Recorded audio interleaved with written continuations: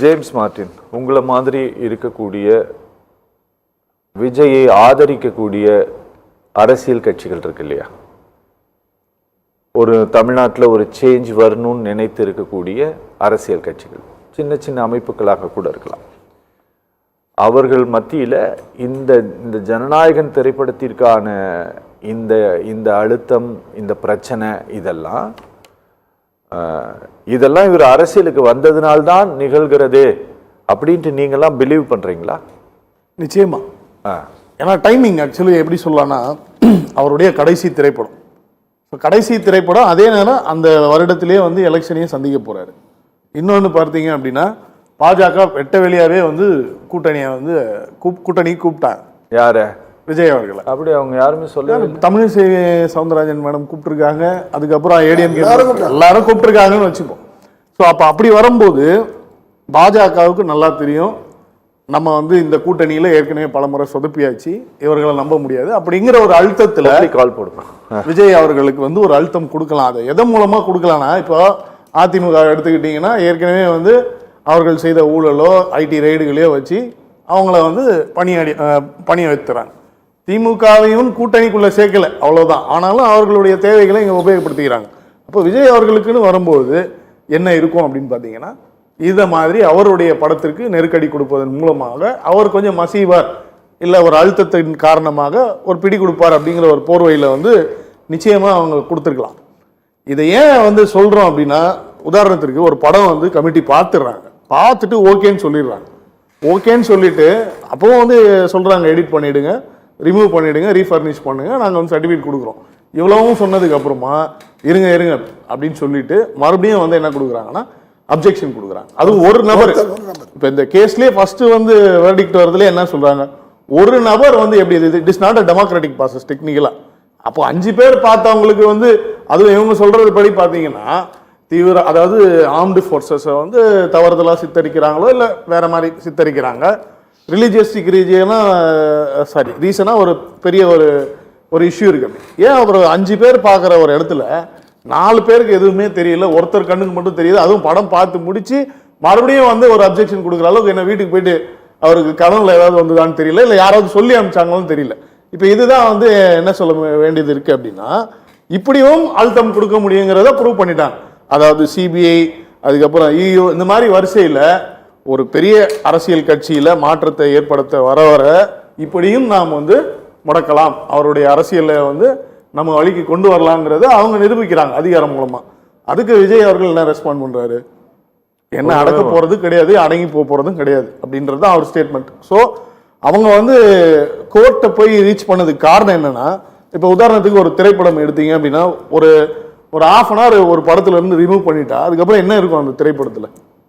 இப்போ for example இவங்க ஏற்கனவே கட்டுன்னு நிறைய சொல்லிட்டாங்க, ரிமூவ் பண்ணி மறுபடியும் வந்து கொடுக்குறாங்க. இதில் அப்ஜெக்ஷன் இருந்தாலும் கண்டிப்பாக வந்து அப்ஜெக்ட் பண்ணியிருப்பாங்க, இல்லை இது ரொம்ப கதைக்கு ரொம்ப முக்கியமானது அப்படின்னு. பட் இருந்தாலும் சரி பரவாயில்ல, இதெல்லாம் எடிட் பண்ணி அனுப்பிடலாம். இப்போ மறுபடியும் இவங்க வந்து இதெல்லாம் நீங்கள் கட் பண்ணுங்க, இதெல்லாம் கட் பண்ணுங்கன்னா அப்போ அந்த படத்தில் ஒரு முழு பூசணிக்காக இங்கே இதை எடுங்க, இதை எடுங்க, அதை எடுங்க, அதை எடுங்கன்னு பார்த்துட்டா அவ்வளோ செலவு செய்து வருகிற படம் ஒரு வெற்றி படமாக அமையுமா? அதுவும் ஒரு காரணமாக இருக்கலாம். இவருடைய இமேஜை வந்து டவுன் பண்ணணும், இந்த படத்தை வந்து சக்சஸ் பண்ணக்கூடாது. அப்போ இப்படியும் நம்ம வந்து கொடுக்கலாம். இப்போ இதில் வந்து நிறைய விஷயங்கள் இருக்கிறது.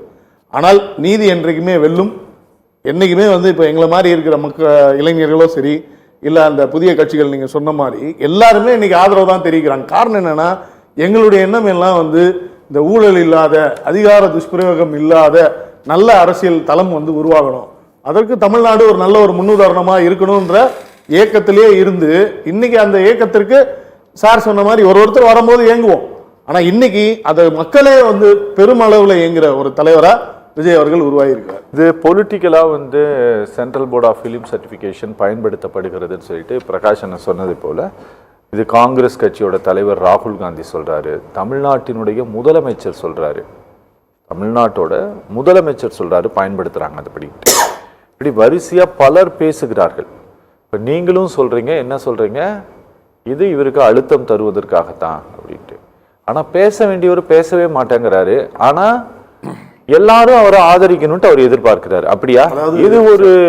இது ஒரு சரியான இது கிடையாது. ஃபார் எக்ஸாம்பிள் நீதிமன்றத்தை நாடி இருக்காங்க, நீதிமன்றத்தை அவர் பெட்டிஷனர் கிடையாது, சார் பெட்டிஷனர் ப்ரொடக்ஷன் டீம் தான், அதுக்காக ப்ரொடக்ஷன் டீம் கன்சல்டேஷனே இல்லாமல் போயிருப்பாங்களா சார்? இந்த மாதிரி நாங்கள் போகிறோம் அப்படின்னு சொல்லிட்டு கன்சல்டேஷனே இல்லை. அப்போ என்ன அப்படின்னா இதை வந்து நம்ம வந்து ஜனநாயக ரீதியாக வந்து அணுகுவோம் அப்படின்னும் போது கோர்ட்டில் கேஸ் இருக்கு, நீதி அரசர்கள் அவங்களுடைய வேர்டிக்ஸ் கொடுக்குறாங்க, ஆர்குமெண்ட்ஸ் போகுது, அதில் வந்து ஸ்டேட்மெண்ட் கொடுக்கும்போது தட் இஸ் என்ன சொல்றது டிஃப்ரெண்ட். இப்போ நம்ம வந்து கோர்ட்டுக்கே போகாம நேரடியாக அங்கே வந்து அரசியல் பண்ணியிருந்தா, அதை வச்சு போராட்டம் பண்ணியிருந்தா அதோடைய பாதை தனி.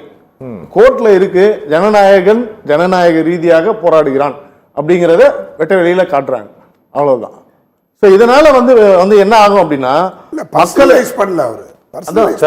இன்னொன்னு இல்ல இப்போ வந்து போன 2 நாள் முன்னாடி ஸ்டேட்மெண்ட் அவ்வளவு தூரம் வந்து ஓப்பனா அக்யூசியேஷன்ஸ் வைக்கும் போது இதை பத்தி பேசுறது ஒரு பெரிய விஷயம் கிடையாது.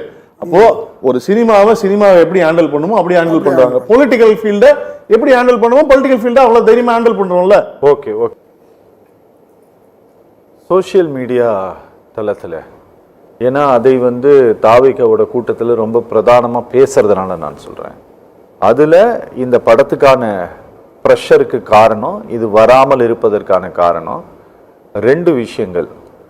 ஒன்று, இவங்க வந்து டிஎம்கே எதிர்த்து தான் நம்ம எலெக்ஷனை ஃபேஸ் பண்ணுறோம் அப்படின்ட்டு தாவேகா தரப்பு சொல்வதனால் நான் இதை கேட்குறேன். இந்த படம் வராமல் போவதற்கு காரணம் திமுகங்கிற பிரச்சாரம் முன்னெடுக்கப்படுகிறதா, பாஜகங்கிற பிரச்சாரம் முன்னெடுக்கப்படுகிறதா? பாஜக. அப்படியா? ஆமா. ஏன் அப்படின்னா அது வந்து சிபிஎஃப்சி தான் இப்போ வரைக்கும் குறுக்கீடு பண்றாங்க. ஓகே. அந்த அடிப்படையில் பார்க்கும்போது வந்து இந்த திரைப்படத்திற்கு தடை விதிப்பது வந்து இந்த இவர்கள் செய்யும் அரசியல், பிஜேபி பாஜக செய்யும் அரசியல். கரூர் வந்து திமுக, அதாவது ஒரு பொதுவெளியில ஒரு அசம்பாவிதம் நடந்துருச்சு, அது ஏற்கனவே நிறைய பேசியாச்சு, அது திரும்ப அது அரசியலாக வந்து கொண்டு வந்து காரணம் காட்டாம. ஆனா இந்த நேரத்துல இப்ப நான் வந்து கேட்கிறேன், இவர் குரல் கொடுக்கறது இல்லை, அண்ணன் கூட சொன்னாரு கொள்கையும் தெரியும் அரசியலும் தெரியும்னு. இத்தனை வருஷம் ஆண்ட கட்சிகள், அதுவும் பிரதான திமுக கட்சி, அவங்க கொள்கைப்படி நடக்கிறார்களா? இன்னைக்கு வரைக்கும் ஊழல் செய்வது தான் வந்து கொள்கைங்கிற மாதிரி தான் வெட்ட வெளியில எல்லாருக்கும் தெரியுது, மக்களுக்கு தெரிஞ்சிருக்கு. அதே மாதிரி முதல்வர் அவர்கள் வந்து பதவிக்கு வர்றதுக்கு முன்னாடி ஈவன் அந்த கொரோனா காலகட்டத்தில் கூட அவ்வளோ தூரம் வந்து மக்களை போய் பார்க்குறாரு, போறாரு, அதை இது குறைகளை சொல்லுங்க எல்லாம் கேட்குறீங்க, எல்லாம் கேட்டாங்க. இன்னைக்கு இதே ஆளும் திமுக அரசு எத்தனை மக்களோட குரலை கேட்டாங்க, எத்தனை மக்களுடைய குறைகளை வந்து தீர்த்து வச்சாங்க. அதாவது பெட்டிஷன் போடுறது எதுக்குமே ரிப்ளை கிடையாது. முன்னெல்லாம் பாத்தீங்கன்னா ஓரளவுக்காவது போராட்டம் பண்ணா கூட அவர் தானே பெட்டிஷன் கேட்டே வாங்கினாரு, பெட்டிஷன் கொடுங்க, அதை கொடுங்க, அதை கொடுங்க. எந்த ஒரு துறையுமே ஒழுங்கா வந்து நடைபெறவே இல்லை. இன்னொன்னு அவருடைய தொகுதி, நான் ஸ்டாலின் அவர்கள் எடுத்துப்போம், உதயநிதி ஸ்டாலின், மக்கள்ன்றவங்க இந்த 234 தொகுதிகளில் 2 கட்சிகளையும் சேர்த்து சொல்றோம், எத்தனை எம்எல்ஏக்களும் எத்தனை எம்பிக்களும் அவங்கவுங்க தொகுதி மக்களை பேசி பார்த்து நான் இந்த மாதிரி வரேங்க, என்னோட குறைகளை கேட்குறேன் சொல்லுங்கன்னு எத்தனை நாள் கேட்டிருக்காங்க, இல்லை எத்தனை நாள் மக்களோட குறைகளை கொண்டு போய் அவங்க பேசியிருக்கிறாங்க. இவர்களுக்கு தேவையெல்லாம் திரும்ப ஆட்சிக்கு வரணும், அதுக்கு மக்களை திசை திருப்பணும், அதுக்கு இவங்களை அவங்களன்னு குறை சொல்லணும். இன்னும் ஒன்று, இதுக்கு முன்னாடி இவங்க 2 பேர் மட்டும் மோதிக்கிட்டாங்க, இன்னைக்கு இவங்க 2 பேரும் மோதுறதுக்கு ஒரு அரசியலில் ஒரு மாற்றம் வந்திருக்கு, அது அவர்களால் ஏற்றுக்கொள்ள முடியல, அதற்கு பல விமர்சனங்கள் வைக்கிறாங்க. ஓகே.